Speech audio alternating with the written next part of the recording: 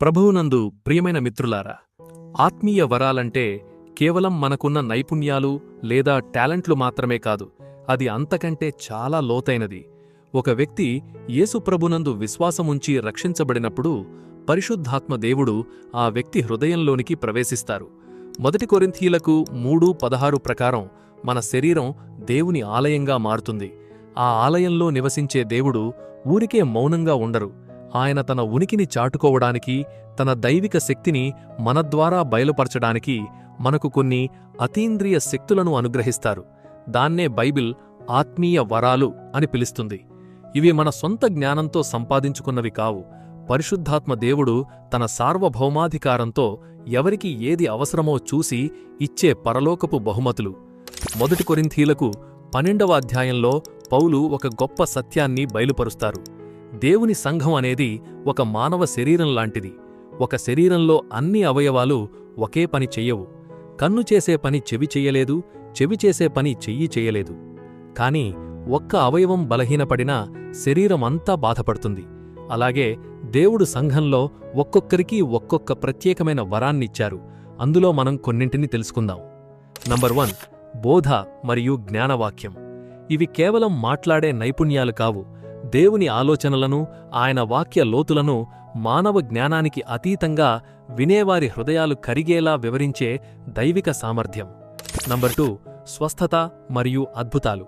ప్రకృతి నియమాలను సైతం పక్కనపెట్టి యేసునామంలో రోగాలను, బంధకాలను తొలగించే పరలోకపు అధికారం. నంబర్ 3, సహాయం, సేవ మరియు కనికరం. చాలామంది ఈ వరాలను చిన్నవిగా చూస్తారు. కాని నిజానికి ఇతరుల కష్టాలను చూసి హృదయం కరిగి ఏ ప్రతిఫలం ఆశించకుండా సంతోషంగా సేవ చేయడమనేది దేవుని స్వభావం. ఆ స్వభావాన్ని కలిగి ఉండటమే ఒక గొప్ప వరం. నంబర్ 4, విశ్వాసం మరియు ఆత్మల వివేచన. కంటికి ఏదీ కనిపించకపోయినా, అంతా అసాధ్యంగా ఉన్నా దేవుడు కార్యం చేస్తాడని నమ్మే పర్వతాంత విశ్వాసం. అలాగే లోకంలో ఏది దేవుని ఆత్మ, ఏది అపవాది ఆత్మ అని గుర్తించగలిగే ఆత్మీయ వివేచన. అయితే ప్రియమైన వారలారా, ఇక్కడ మనం ఒక ముఖ్యమైన మర్మాన్ని గ్రహించాలి. 1 కొరింథీయులకు 13వ అధ్యాయం మొత్తం వరాల కంటే ప్రేమ గొప్పదని చెప్తుంది. ఎందుకు? మీరు పరలోక భాషలు మాట్లాడవచ్చు, కొండలను కదిలించే విశ్వాసం ఉండవచ్చు, అద్భుతాలు చేయవచ్చు.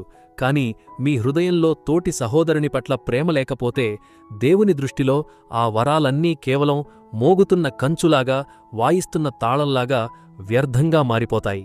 వరాలు అనేవి మిమ్మల్ని మీరు గొప్పగా చూపించుకోవడానికి ఇచ్చినవి కావు. క్రీస్తు ప్రేమను ఇతరులకు పంచడానికి ఇచ్చిన పరికరాలు మాత్రమే. ముగింపు. ఈరోజు ఒక నిజాన్ని గ్రహించండి. మీరు దేవుని ద్రాక్షతోటలో ఒక భాగం. దేవుడు మిమ్మల్ని ఊరికే సృష్టించలేదు. మీకోసం ఒక ప్రత్యేకమైన బాధ్యతను, ఒక వరాన్ని సిద్ధం చేసి ఉంచారు. ఒకవేళ ఆ వరం ఏంటో మీకింకా తెలియకపోతే ప్రార్థనలో మోకరిల్లండి. సంఘంలో చిన్న సేవతోనైనా మీ ప్రయాణాన్ని ప్రారంభించండి. మీ హృదయం ఏ సేవవైపు ఆకర్షించబడుతోందో అదే దేవుడు మీకిచ్చిన వరం. ఆ వరాన్ని నిర్లక్ష్యం చేయకండి. దేవుని మహిమ కోసం వాడండి. దేవుడు మిమ్మల్ని దీవించుగాక. ఆమేన్.